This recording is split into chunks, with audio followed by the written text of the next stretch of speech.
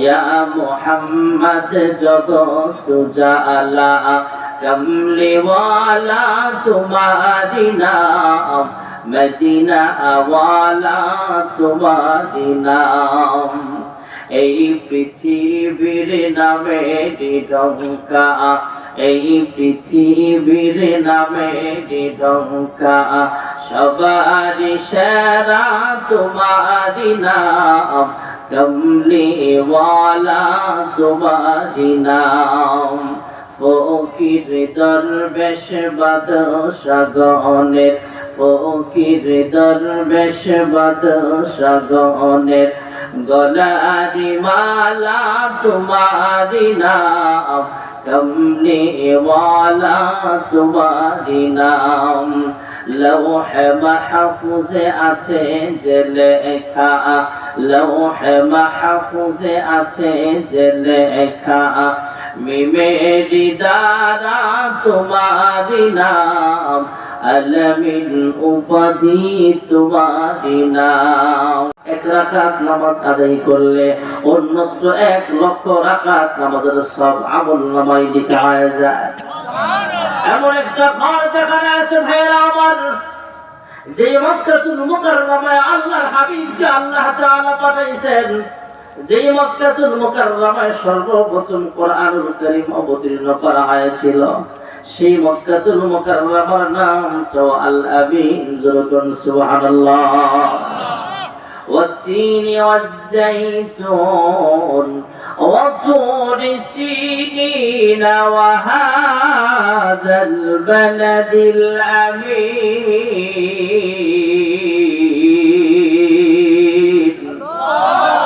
জিবরাইলের নাম হাজল আল আমিন। যে মক্কায় সর্বপ্রথম কোরআনুল কারীম অবতীর্ণ করা হয়েছিল, সেই মক্কাতুল মুকাররমার নামটা আল আমিন। জিবরাইলের নাম আল আমিন, মক্কার নামটা আল আমিন। যে হাবিবের কাছে আল্লাহ তাআলা কোরআনুল কারীম অবতীর্ণ করেছেন, সেই পয়গম্বরের নামটাও আল আমিন। জোরকন সুবহানাল্লাহ। ইয়া মুহাম্মদ জগত জালা ইয়া মুহাম্মদ জগত জালা কমলি ওয়ালা তোমারি নাম মদিনা ওয়ালা তোমারি নাম এই পৃথিবীর নামে ডঙ্কা এই পৃথিবীর নামে ডঙ্কা সবার সেরা তোমারি নাম কমলি ওয়ালা তোমারি নাম ফকির দরবেশ বাদশাগণের ফকির দরবেশ বাদশাগণের গলারি মালা তোমারি নাম কমলি ওয়ালা তোমারি নাম লৌহে মাহফুজে আছে যে লেখা লৌহে মাহফুজে আছে যে লেখা মিমেরি দ্বারা তোমারি নাম আলমিন উপাধি তোমারি নাম লা ইলাহা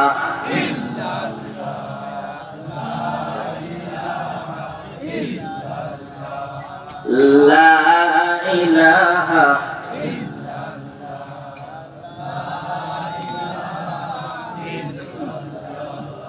লা ইলাহা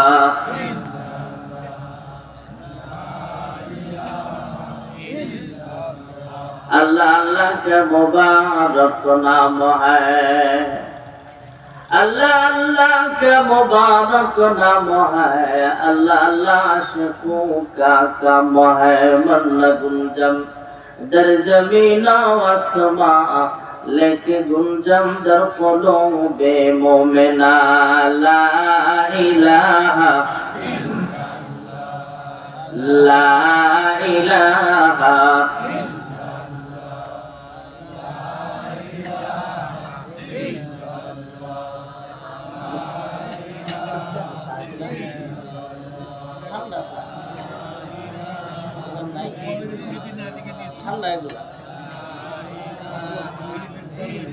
لا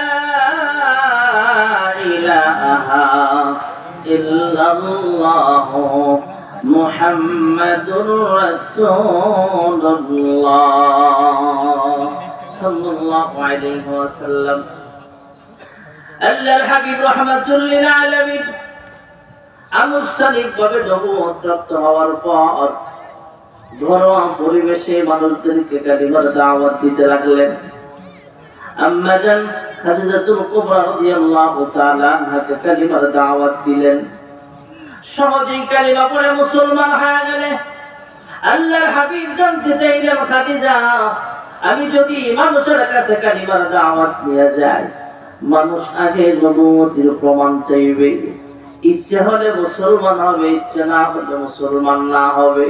কিন্তু খাদিজা, তুমি কোনো প্রমাণ চাইলে না, সহজেই কালিমা পড়ে মুসলমান হয়ে গেল। আম্মা জান খাদিজাতুল কুবরা রাদিয়াল্লাহু তাআলা আনহা ডাক দিয়া কয়, ইয়া রাসূলুল্লাহ, ইয়া হাবিবাল্লাহ, ওগো আমার প্রাণের স্বামী গো, মানুষ আগে নবুয়তির প্রমাণ চাইবে, প্রমাণ পাওয়ার পরে মুসলমান হবে কি না হবে সিদ্ধান্ত জানাবে। কিন্তু আমি খাদিজা বহু আগে থেকে প্রমাণ নিয়ে অপেক্ষায় ছিলাম, আপনি কখন বলবেন নবুয়ত প্রাপ্ত হয়েছেন, আর আমি খাদিজা সঙ্গে সঙ্গে কালিমা পড়ে মুসলমান হয়ে যাব। আল্লাহর হাবিবের আরেকজন ঘনিষ্ঠ মানুষ ছিলেন হযরত আবু বকর। সুবহানাল্লাহ বলনা। আল্লাহর হাবিবের ছোট্টবেলার সাথী ছিলেন আবু বকর। আল্লাহর হাবিবের যৌবনকালের সাথীও ছিলেন আবু বকর। মক্কি জিন্দেগিতে সবচেয়ে ঘনিষ্ঠ সাহাবী ছিলেন আবু বকর। মদিনার জিন্দেগিতেও আবু বকর ছিলেন সবচেয়ে ঘনিষ্ঠ সাহাবী। ইন্তেকালের পরে সবচেয়ে কাছের খবরটাও আবু বকরের। সুবহানাল্লাহ। দুই সাথীকে পাশে নিয়ে হায় ঘুমিয়ে আছেন নিঝুম নিরালায়, সারা দাও রাসূলুল্লাহ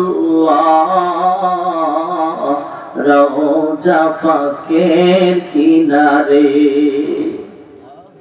আল্লাহর হাবিবের ঘনিষ্ঠ বন্ধু আবু বকরকে কালিমার দাওয়াত দিলেন, তিনি সহজেই কালিমা বলে মুসলমান হয়ে গেলেন।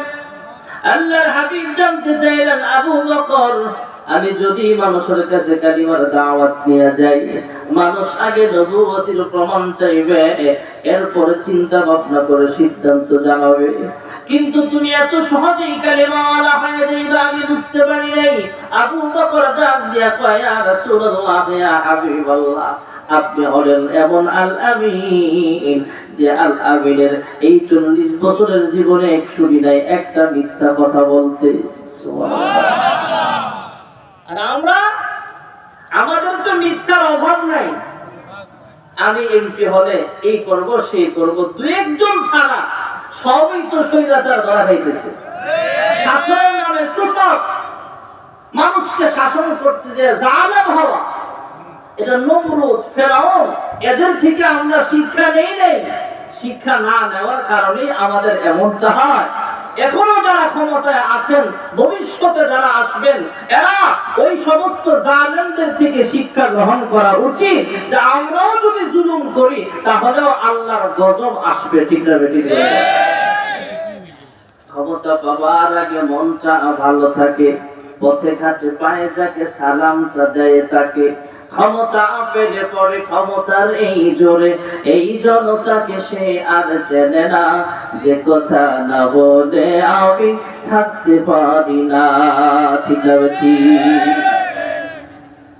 আমাদের দেশের পরিস্থিতিটা এমন হয়ে গিয়েছিল, গ্রামগঞ্জের মসজিদের ইমাম সাহেব যখন শুক্রবারে জুমার বয়ান করত, হুজুর যদি সুদের বিরুদ্ধে বয়ান করে, সুদখোররা মিলা হুজুরের বিরুদ্ধে ষড়যন্ত্র করে। হুজুর ঘুষের বিরুদ্ধে বয়ান করলে ঘুষখোররা মিলে হুজুরকে এখানে তাড়ানোর ব্যবস্থা করার বহু উপায় তারা চালায় চেষ্টা করে। হুজুর যদি দুর্নীতির বিরুদ্ধে বয়ান করে, তখন হুজুরের শুধু মসজিদ থেকে বের করে দিবে এমন না, ফাঁসির মঞ্চ পর্যন্ত নিয়ে যায়, এমনও শাসক আমাদের দেশে আছে না নাই? এজন্য আমরা ওলামায়ে কেরাম বলি, আমরা ওলামায়ে কেরাম হক কথা সব সময় বলেছি, বলেই যাব। ফাঁসির মঞ্চে দাঁড়ালেও, ফাঁসির মঞ্চে দাঁড়ালেও আমরা হক কথা বলবো। ওলামায়ে কেরাম ফাঁসির মঞ্চকে ভয় পায় না, কাহারো চোখ রঙ্গানিকে পরোয়া করে না, ঠিক না? কি হবে আলেম হয়ে ইমাম সেজে সমাজেতে, যদি পারো সত্য কথা উচ্চ স্বরে না বলিতে। চাকরির ভয় করো যদি, ছেড়ে দাও ওই না গদি। কি হবে ধোঁকা দিয়ে আল্লাহকে, কি হবে বেঁচে থেকে, ঠিক না? কি হবে পুরুষ হয়ে জন্ম নিয়ে এই দেশেতে, যদি যাই ঘুরে ফিরে ক্ষমতাটা নারীর হাতে। বলছিল বহুটাকে আপনাদের জিনায় দেখেন মাওলানা আইনুদ্দিন আজাদ রহমতুল্লাহ আলাইহি, এটা আমরা অনেকদিন পরে পাইলাম। আরে ভাই, আমেরিকার তারা বুঝে যে আসলে নারী নেতৃত্ব দিলে কোনো লাভ নাই, আমরাই তো বুঝি না।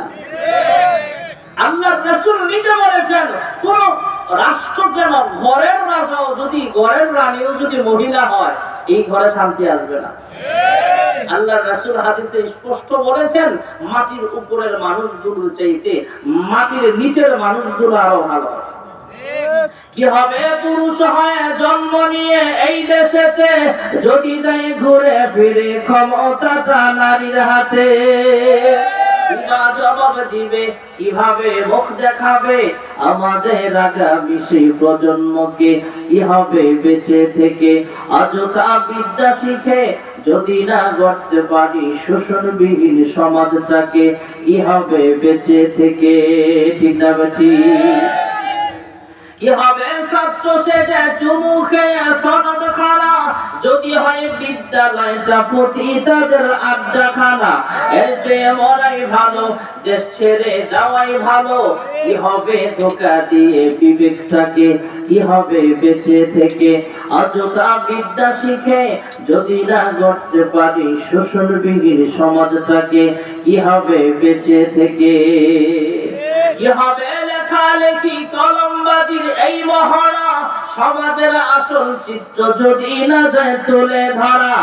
যদি ওই ঘোষের বলে কলমটা উল্টো চলে, যদি ওই ঘোষের বলে কলমটা উল্টো চলে, তবে কি যাবে রোখা দুর্নীতিকে, কি হবে বেঁচে থেকে, ঠিক না? আমাদের তো মিথ্যার অভাব নাই ভাইয়েরা আমার। আর হযরতে আবু বকর সিদ্দিক রাদিয়াল্লাহু তাআলা আনহু ডাক দিয়া কয়, ইয়া রাসূলুল্লাহ, ইয়া হাবিবাল্লাহ, আপনার 40 বছরের ভিতরে শুনি নাই জীবনে আপনি একটা মিথ্যা কথা বলেছেন। ওগো আল্লাহর হাবিব, আজকে যখন বলেছেন আপনি নবুয়ত প্রাপ্ত হয়েছেন, আমি বিশ্বাস করে নিলাম। তাই আমি আবু বকর সঙ্গে সঙ্গে কালিমা পড়ে মুসলমান হয়ে গেছি। আল্লাহর হাবিব রাহমাতুল লিল আলামিন ঘরোয়া পরিবেশে মানুষদেরকে কালিমার দাওয়াত দেয়। মানুষ মুসলমান হইতে হইতে মুসলমানের সংখ্যা বড় কম, মাত্র 40 জন হয়েছে মুসলমানের সংখ্যা। প্রায় 40 জনের কাছাকাছি যখন হয়ে গেল, এদিক দিয়ে মক্কাতুল মুকাররমায় আবু জাহেলের সভাপতিত্বে গোপন বৈঠক চলতেছে। মুহাম্মদ ইবনে আব্দুল্লাহর এই মিশন কেমনে থামানো যায়? এতদিন ছিলেন মুহাম্মদ ইবনে আব্দুল্লাহ, আর এখন নামের সাথে সংযুক্ত হয়ে গেল মুহাম্মাদুর রাসূলুল্লাহ সাল্লাল্লাহু আলাইহি ওয়াসাল্লাম। সবচেয়ে সংক্ষিপ্ত দুরূদ হলো সাল্লাল্লাহু।